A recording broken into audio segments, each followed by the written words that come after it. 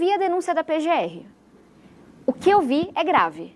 Eu vi ali que o Bolsonaro sabia da tentativa de assassinato do ministro Alexandre de Moraes, do vice-presidente Geraldo Alckmin, do presidente Lula. Eu vi ali que o Bolsonaro editou a fala que ele faria depois do golpe dado. Eu vi ali que teve generais que foram procurados por ele para apoiá-lo na tentativa de golpe e falaram, não, meu amigo, tudo tem limite, fica aí na sua, que as Forças Armadas não vão entrar nessa. Teve um até que o ameaçou prender. Exato, e falar, se fizer eu vou te prender. Isso. Então, assim, eu vi coisas muito graves. Não é só o Cid lá que fez um depoimento. Agora, cabe a mim dizer o quanto que isso tem que dar de pena, como que vai ser, não. Aí eu sou cuidadosa, porque eu acho que tem muita gente falando demais, esse negócio não deveria ser de torcida. Agora, eu acho muito difícil o Bolsonaro escapar, porque o número de provas que tem, o número de crimes que estão sendo apontados, é muita coisa. E o que eu espero, aí se couber algum desejo, é que a gente aprenda com os erros do passado. Esse é um país que não enfrentou o que aconteceu na ditadura. Esse é um país que até hoje convive com gente que torturou. Sim. E que assim, gente, não estou dizendo que tem que prender a pessoa para... Eu não sei, mas acho que a gente tem que enfrentar as coisas. Claro. Igual gente grande. A gente é um país que não olha para os erros do passado. E aí fica naquele loop, igual aqueles filmes que você acorda sempre no mesmo dia. Enquanto a gente não enfrentar o passado vai ficar se repetindo. Esse é meu único desejo, que a gente enfrente com a gravidade que exige, com o rigor da lei e aprenda com os erros do passado. Eu não tenho como deixar de perguntar, deputada federal Tabata Amaral, porque eu tenho acordado todo dia pensando, meu Deus, o Bolsonaro vai ser condenado? Qual vai ser a reação do país, da classe política? Como ficará o Brasil nas eleições em 2026? Que perspectiva você tem e como que você se preocupa com isso? Porque não tem como a gente que ama o país não ter preocupação. Eu tenho uma preocupação que é a divisão do nosso país. A divisão, ela praticamente bloqueia que a gente possa construir coisas conjuntamente. E aí eu falo de coisas grandes. A gente teve ali com FHC, com PSDB, o combate à inflação. Se a gente tem hoje uma moeda forte, respeitada, se as pessoas não precisam sair gastando todo o dinheiro que ganham no mercado, é porque a gente teve um governo que construiu uma coalizão e avançou na economia. E a gente teve com o presidente Lula, com o PT, um governo que olhou para o social. Essa tal de Olimpíada de Matemática que me trouxe aqui foi criada pelo governo Lula, Claro. quando o Eduardo Campos, do nosso partido, era ministro da Ciência e Tecnologia. Bolsa Família, Minha Casa Minha Vida. Esses grandes consensos, eles só são possíveis em uma nação que está unida, que sabe que a gente tem um desafio da inflação, que a gente tem um desafio da fome, o desafio da pobreza. O Brasil está tão dividido que a gente não está conseguindo criar consenso no que realmente importa. O que o Brasil tem que fazer agora, né? Primeiro, a gente tem uma crise climática acontecendo em que cada período de chuva as pessoas perdem tudo, inclusive a própria vida. A gente não consegue falar sobre isso de um jeito sério. É Petrópolis, é a região metropolitana de Recife, é o Jardim Pantanal, Sim. Agora em São Paulo, é o Rio Grande do Sul. Não consegue, até isso estão ideologizando. É enchente, é gente morrendo. Qual é um outro grande tema? Sim, o preço dos alimentos. O quanto que está difícil pagar a própria conta. A gente tem agora uma discussão de imposto de renda corajosa, Sim. que é o quê? Vamos aliviar para quem recebe até 5 mil, porque está muito difícil pagar as contas no Brasil, mas vamos cobrar do andar de cima? Porque tem gente que recebe mais de 600 mil reais por ano e não paga nem 10% de imposto. Eu só quero justiça. Só, claro. É quem recebe mais de 600 mil por ano e não paga nem 10%. E o governo foi generoso. Porque Muito. deveria cobrar a 27,5%, que é o que o povo paga no salário. Descontado no Porque salário. o governo está falando assim, você que recebe ali 1 milhão, descobrir que você paga 4% de imposto. Não dá, gente. Então pague mais 6, pelo menos, para inteirar 10 no mínimo. Será que a gente vai ter coragem de criar consenso em cima disso? Porque eu começo a ver. O senador Ciro, por exemplo, Sim. já começou a defender que o andar de cima não pode pagar essa conta. Minha gente, se não for quem não paga imposto que vai pagar, seremos todos nós. 27 bilhões de reais não é pouca coisa. Vai sair do mais pobre, vai sair da saúde, vai sair da educação. Então, o que mais me angustia é o quanto que a gente não está conseguindo debater o que é sério. O que importa é educação. O meu principal esforço no Plano Nacional de Educação vai ser consenso, Isso. foco, primeira infância, ensino técnico, valorização de professores, educação integral. É isso que falta.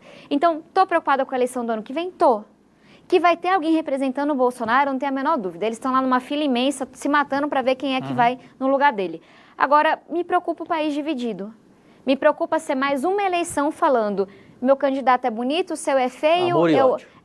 Porque aí no debate economia, no debate educação, no debate nada que importa. Não tem diálogo, né? É muito difícil porque você, quando toca na questão da parte emocional, do fanatismo, isso faz com que a pessoa perca a racionalidade.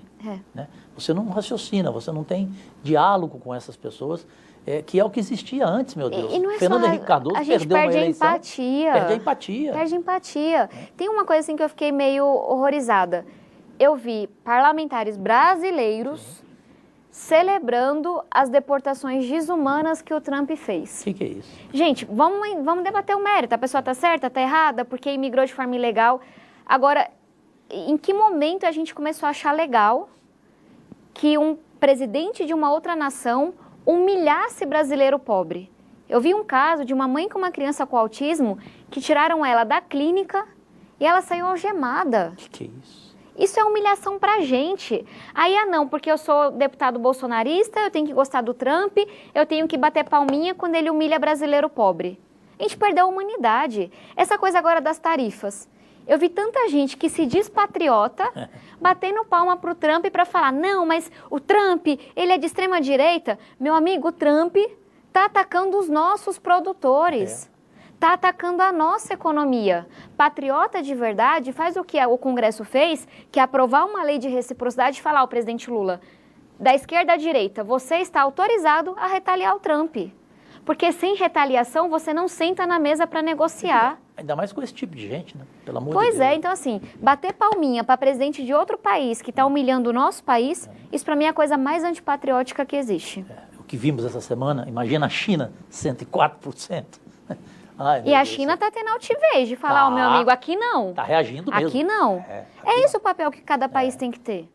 Se você tem interesse em trabalhar em casa, em home office, ganhar seu dinheirinho, limpo, honesto, trabalho mesmo, tá?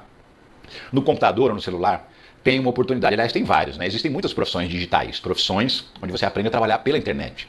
Não precisa mais ir todo dia para o trabalho, perder tempo no ônibus, no trem lotado. Não precisa mais se submeter à escala 6x1. Você pode trabalhar dentro de casa, tranquilo, no horário que você quiser, se escolher.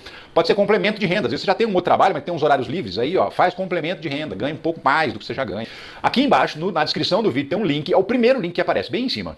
É só clicar que você vai abrir uma conversa com o Clayson, que é nosso colega youtuber. E ele vai te explicar tudo que você precisa saber. E o mais importante eu já te conto. Para conhecer, para saber se vale a pena ou não, paga nada, é de graça. Tá? Você tem 7 dias para ir lá analisar, olhar se vale a pena para você ou não, se realmente isso vai acrescentar alguma coisa na sua vida. Clica então no primeiro link que aparece aqui na descrição do vídeo, que você vai conhecer e vai saber tudo que você precisa.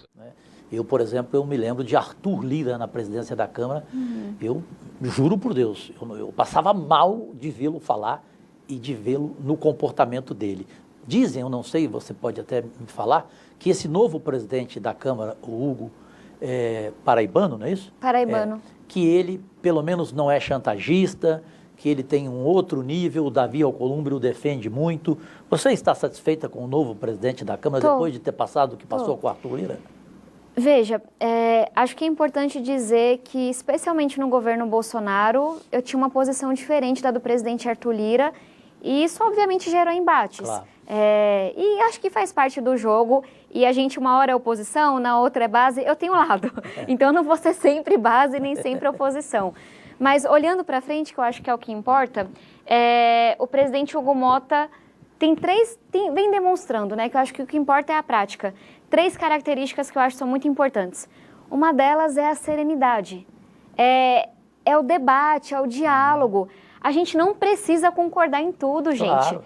Mas a gente não pode atacar a reputação de uma pessoa, a família de uma pessoa, ou ameaçar uma pessoa porque a gente discorda. Que é o que a gente está vendo, com esse deputado agora falando do presidente Lula, do câncer, assim, uma coisa horrorosa. O deputado dizendo que se o Lula tiver um AVC e morrer, ele vai comemorar. Não, isso assim, isso é a coisa mais leve que ele falou. Isso é feio, sabe? É vergonhoso. Eu não preciso concordar com a pessoa para respeitá-la enquanto ser humano. E para discordar, eu não preciso desqualificá-la. Exato, bora falar das ideias. Argumentos. Argumento, gente, debater, isso é uma habilidade importante. Então eu vejo que o presidente Hugo Motta, ele está focando muito nessa questão de, onde a gente puder, vamos criar consenso, mas respeito. Isso. Então essa é uma coisa. Uma outra coisa que ele está fazendo é priorizar o trabalho das comissões temáticas. Ótimo. O plenário, que é a última instância de debate, onde todos os deputados se reúnem, ele não é feito para você aprofundar o debate. As comissões existem para isso. Quem está na comissão de educação? Quem se importa com a educação? Quem entende minimamente de educação? Claro. Então, quando os projetos eles vão ter essas discussões mais temáticas, mais profundas, você afasta a polarização. Hoje virou um grande circo, né? Todo mundo abre live, fala lá suas besteiras e você prioriza o debate temático mesmo. E tem um terceiro ponto, que é dar espaço para quem está chegando. Sim. O próprio presidente Hugo Motta é um deputado jovem, vem da Paraíba, meu pai é paraibano também, então me sinto um pouquinho conterrânea, mas eu acho que o mais legal é ver que ele está dando espaço à esquerda, à direita, para os mais velhos, para os mais jovens, porque essa mistura é positiva. A democracia existe para isso, né? O Davi Alcolumbre está fazendo também, felizmente, o mesmo no Senado. Agora, você teme, Tabata Amaral, com a experiência sua lá no dia a dia da Câmara Federal aqui em Brasília, que a oposição vai ter um confronto com o novo presidente em função de uma promessa que, para mim, ela não existiu, de que ele iria votar a anistia, que ele era a favor da anistia, porque já tem gente no Senado da oposição batendo nele, porque fala uma coisa que não é verdadeira, que ele prometeu na campanha para a oposição votar nele a anistia, não só dos que estão presos, mas também de Jair Bolsonaro. Que previsão que a gente tem? Cajuru, eu não tenho um conhecimento desse acordo e se aconteceu eu não estava na sala, então teve, sobre ele não tem como a gente comentar. Agora, o que eu conheço do presidente Hugo Motta é que ele vem se esforçando muito para que a gente fale, primeiro, do que importa ao povo brasileiro e não aos políticos e suas conveniências, e segundo, aquilo que pode nos unir e fazer avançar. Esse não é o caso da anistia. Qual é o papel de um presidente? É conduzir os trabalhos para que a gente tenha harmonia, respeito e avance. O povo quer projeto aprovado, é lei simplificada, é serviços públicos de mais qualidade. Quando a gente fala desse projeto da anistia, primeiro uma diferença. Tem o discurso e tem a prática. Os parlamentares do PL, o partido do Bolsonaro, eles dizem estar preocupados com os ditos anônimos que estavam vandalizando a Praça dos Três Poderes. Só com o Jair Bolsonaro. Nos bastidores, estão preocupados consigo mesmos. Sim, claro. E preocupados com Bolsonaro. Então, qual que é o imbróglio aí? Porque eles falam que defendem quem estava vandalizando, mas nas discussões internas, eles só topam um projeto que libere Bolsonaro e os políticos aliados a ele. Então, tem uma dissonância no discurso e na prática. E o plenário? Se a gente pergunta para a maioria dos deputados, tem pesquisa que foi feita, vocês concordam que Jair Bolsonaro deveria ter um perdão pelos crimes que cometeu? A resposta é não. Se você pergunta para a população brasileira, vocês acham que o Bolsonaro deveria ter um perdão? A resposta é que não. Então, você votar um projeto que, para perdoar um crime que foi cometido, para mim é uma coisa meio descabida. Crime, qual é a pena adequada, a gente debate no judiciário. Isso. Não é por conveniência no plenário. E ainda por cima, para favorecer um político num tema que não favorece a população, num contexto em que a gente sabe que teve minuta, o Bolsonaro editou lá o texto, houve um plano para assassinar Alexandre de Moraes, Alckmin, Lula. É muito grave o que a gente está falando. Então, hoje, sendo muito sincera, eu não vejo como esse projeto prosperar na Câmara. Bom, a tua resposta foi a que eu esperava, pela sua qualificação, pela sua sensatez. E aí cabe, então, neste nosso Podcast Liberados especial deste domingo 13 de abril, deputada federal Tabata Amaral, do PSB de São Paulo, cabe apenas para não ser injusto com quem acaba sendo injusto com a gente porque não entende a nossa opinião. Eu, por exemplo, eu acho que há pessoas que estão presas lá, né? No caso da Débora, por exemplo, eu acho que tiveram uma condenação exagerada, tudo bem. Agora, para você, tem pessoas lá inocentes ou as que estão lá não são inocentes e ponto final? Eu vou repetir o que o senhor já trouxe. quem estava ali vandalizando um patrimônio público cometeu um crime. Agora, se cometeu mais do que um crime, qual é a pena que deveria ser aplicada? Eu também não acho que uma pessoa que estava pensando um golpe de Estado, financiando um golpe de Estado, tem que ser tratada igual a pessoa que foi lá e estava vandalizando o bem público. Eu só não acho que é o Congresso que tem que fazer esse debate, porque é um precedente perigoso. Muito. Aí digamos que amanhã descobrem que um outro grupo de políticos cometeram um crime de lavagem de dinheiro e assaltaram um banco e não sei o quê. A gente vai mudar a lei para que eles tenham uma pena menor? Não, o judiciário tem instrumentos para isso. Inclusive, no caso da Débora, em outros casos, o próprio judiciário está apresentando instrumentos de negociação, vai cumprir a pena em casa, vai ter uma redução, vai prestar um serviço comunitário. O que eu acho perigoso, gente, é político passar a debater pena no Brasil. Vocês conseguem entender onde isso vai levar? Nossa Senhora. Aí semana que vem descobre que... Posso soltar uma polêmica aqui? Claro, A deve. gente está vendo um negócio super estranho com o Banco Master. Demais. Não sabemos onde isso vai Demais, chegar. é. Mas dinheiro de gente humilde que estava investida está em perigo, porque parece que teve político fazendo vista grossa para coisa errada Teve acontecendo. mesmo, claro. Não vou dizer não, porque ninguém foi investigado e condenado ainda. Mas tem que ser. Aí imaginem que amanhã agora vão pedir anistia de quem estava envolvido na confusão do Banco Master e vamos mudar a lei. Vocês entendem? Não. Congresso não pode legislar pena pensando em caso concreto, porque aí vira muito eu, meu amigo, minha sogra, meu cunhado, meu contemporâneo. Não pode ser assim. O judiciário tem instrumento, que é a tal da dosimetria, né? A dose. Sabia quanto? É culpado em que nível? Foi lá de gaiato, como a gente fala na rua, ou foi lá de propósito? E acho que isso a gente vai ver nos próximos dias. Muita gente, inclusive, não só com redução de pena, mas que vai cumprir a pena em casa. Agora, não deixem, assim, é um apelo para quem está nos acompanhando, não caiu nessa. O Congresso não pode ficar revendo pena de crime que já foi cometido. Esse é um caminho sem volta, na minha opinião. E a sua opinião está corretíssima, eu não tenho nem como seguir o assunto, eu só vou entrar em uma área que muita gente gosta e muita gente não gosta, mas ela, como deputada federal, respeitada, bem recebida onde vai, eleitores e eleitoras devem já ter perguntado a você, deputada Tabata, Jair Bolsonaro será condenado? Irá realmente à prisão? Cajuru, eu vou na mesma linha. Eu tenho muito cuidado de entender qual é o papel, porque eu estou aqui também como deputada federal, então também como uma representante do parlamento. Tem alguns crimes sendo julgados. Eu não acho que a gente deveria, e aí eu falo por mim, estar nesse movimento de torcida. Eu torço para que seja condenado, vou celebrar. Eu torço para que seja absolvido. Porque o papel agora tem que ser técnico, tem que ser do judiciário. Aí vão perguntar, tá bom, Tabata, eu entendi que você não é jurista, que você não quer entrar nessa coisa de torcida que eu acho que é ruim para a democracia.